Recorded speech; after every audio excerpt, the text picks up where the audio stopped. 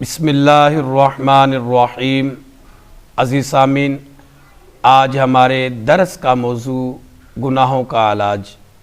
دعا گو ہوں خالق کائنات جل جلالہ ہم سب کو قرآن و سنت کا فہم عطا فرمائے، اس کے ابلاغ و تبلیغ اور اس پر عمل پیرا ہونے کی توفیق عطا فرمائے، اور گناہ جیسی مہلک بیماری سے خالق کائنات جل جلالہ ہم سب کی حفاظت فرمائے۔ عزیز سامعین، حدیث شریف میں یہاں تک آیا، میرے اور آپ کے لجپالا کا مدینے کے تاجدار صلی اللہ تعالیٰ علیہ وسلم نے ارشاد فرمایا کہ جب بندہ گناہ کرتا ہے تو اس کے دل پر ایک سیاہ داغ لگ جاتا ہے۔ اگر بندہ اس گناہ سے باز آ جائے، گناہ سے الگ ہو جائے، گناہ سے توبہ کر لے، تو خالق کائنات جل جلالہ اس نقطے کو مٹا دیتا ہے، یعنی اس کے گناہ کو ختم کر دیتا ہے۔ اور اگر باز نہیں آتا تو آہستہ آہستہ وہ پورا دل سیاہ ہو جاتا ہے۔ پھر ہوتا یہ ہے کہ بندے کو گناہ ہی نہیں لگتا۔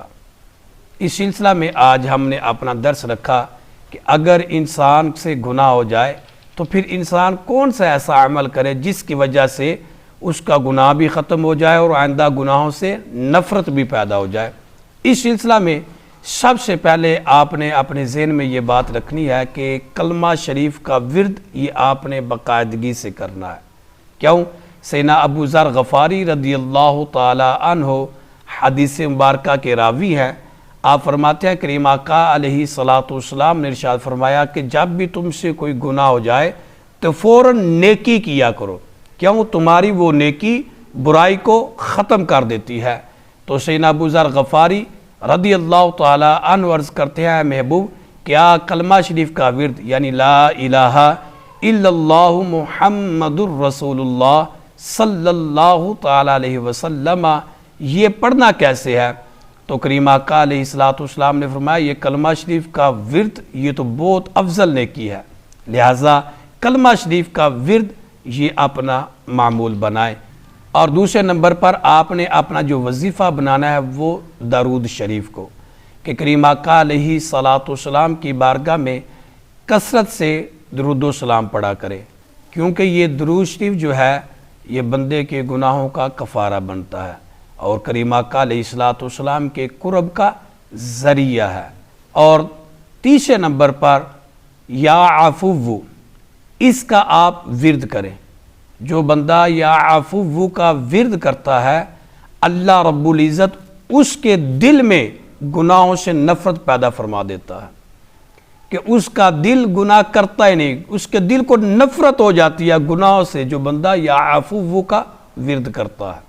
اور اس کے بعد ایک وظیفہ یا مقسطو، یا مقسطو یہ ایسا وظیفہ ہے کہ بندہ نماز کے بعد 100 مرتبہ پڑھے تو اللہ رب العزت اس بندے کے ذہن میں جو برے خیالات آتے ہیں نا، اللہ رب العزت ان برے خیالات کا خاتمہ فرماتا ہے اور اس کی زندگی شاد، مسرت اور خوشی سے گزرتی ہے۔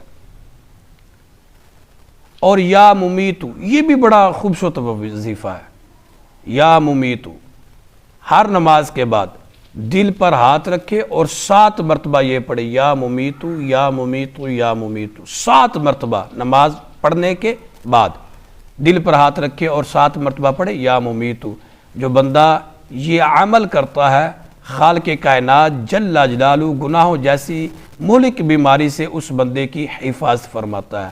اور بعض نے تو یہاں تک لکھا کہ جو بندہ اس کا وظیفہ معمول بنا لیتا ہے خالق کائنات جل جلالہ اس بندے کو بلا حساب جنت میں داخل فرما دیتا ہے۔ اور سب سے بڑھ کر اور اہم اور بڑا ہی مفید وظیفہ وہ نماز ہے۔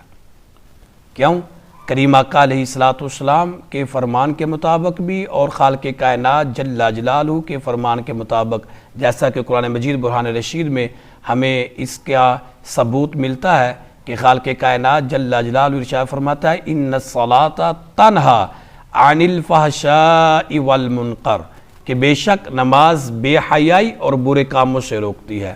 کہ جب بندہ نماز کی پابندی کرتا ہے، نماز کو صدق دل سے خشوع اور خضوع کے ساتھ پڑھتا ہے، تو خالق کائنات جل جلالہ اس بندے کو گناہوں سے محفوظ فرما لیتا ہے۔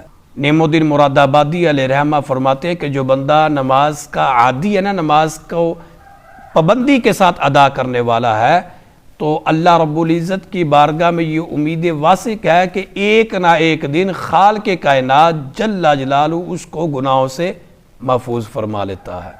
یعنی ایک نہ ایک دن وہ بندہ گناہ ترک کر دیتا ہے، گناہوں سے اسے چھٹکارا حاصل ہو جاتا ہے نماز پڑھنے کی وجہ سے۔ نماز بے حیائی اور برے کاموں سے روکتی ہے، نماز یہ پل صراط کا راستہ ہے، نماز دین کا ستون ہے، نماز مومن کی معراج ہے، نماز کریم آقا علیہ الصلوۃ والسلام کی آنکھوں کی ٹھنڈک ہے۔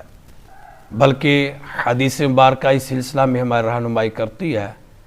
سیدنا ابو ذر غفاری رضی اللہ تعالیٰ عنہ آپ اس حدیث مبارکہ کے راوی ہیں۔ آقا کریم علیہ الصلوۃ والسلام کی بارگاہ میں عرض کرتے ہیں، اے محبوب یہ بتائیے گا کہ کون سی ہجرت یہ افضل ہے۔ جب سیدنا ابو ذر غفاری رضی اللہ تعالیٰ عنہ نے کریم آقا علیہ الصلوۃ والسلام کی بارگاہ میں یہ سوال کیا کہ اے محبوب کون سی ہجرت افضل ہے، تو آقا کریم علیہ الصلوۃ والسلام نے بڑا ہی خوبصورت جواب ارشاد فرمایا گناہوں سے ہجرت کرنا یہ سب سے افضل ہے۔ اللہ اکبر، یعنی گناہوں سے ہجرت کر جا، گناہوں کو چھوڑ دے، اللہ رب العزت گناہوں کو چھوڑنے کی وجہ سے تیری دنیا بھی بہتر بنائے گا، قبر و حشر بھی بہتر بنا دے گا۔ عزیز سامعین، یہ مختصر سے وقت میں نے آپ کے سامنے یہ گناہوں کا علاج رکھا کہ کس طریقے سے ہم اپنے آپ کو گناہ سے محفوظ رکھ سکتے ہیں۔ میری دعا ہے کہ خالق کائنات جل جلالہ ہم سب کو گناہوں سے محفوظ رکھے، اللہ رب العزت ہم سب کو پکی سچی توبہ عطا فرمائے، خالق کائنات جل جلالہ احکام شریعہ پر چل کر ہمیں زندگی گزارنے کی توفیق عطا فرمائے، اللہ رب العزت ہم سب کا خاتمہ ایمان پر فرمائے۔ وآخر دعوایا ان الحمد للہ رب العالمین۔